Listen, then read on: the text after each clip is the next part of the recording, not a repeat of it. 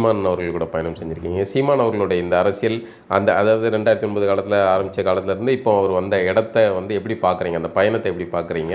இது ஒரு சாதாரண பயணம் இல்லைண்ணே. ஏன்னா இப்போ நம்ம இவ்வளோ நேரம் பேசிக்கிட்டு இருந்தோம்ல, இந்த சமூகத்துக்கு நடுவில் தான் அவர் இந்த அரசியலை பண்ண வந்திருக்காரு. இந்த சாதி ரீதியாக வேற்றுமை பார்க்கக்கூடிய இந்த இடத்துக்குள்ளே தான் அவர் அரசியல் பண்ண வந்திருக்காரு. அப்போது இந்த அரசியல் ஒரு சாதாரணமான விஷயம் இல்லை.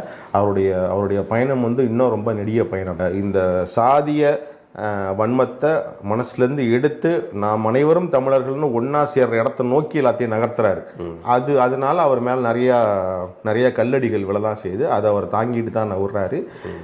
இந்த விஷயங்களை திரும்ப திரும்ப திரும்ப திரும்ப ஒருத்தரை நாம் தமிழர்னு பேசி கொண்டு வராரு பாருங்களேன். அதுக்கான எனக்கு தெரிஞ்சு இந்த சீமானனுக்கு பதிலாக வேற யார் இந்த இடத்துல நின்று இருந்தாங்கன்னா இந்நேரம் விலகி இருப்பாங்க.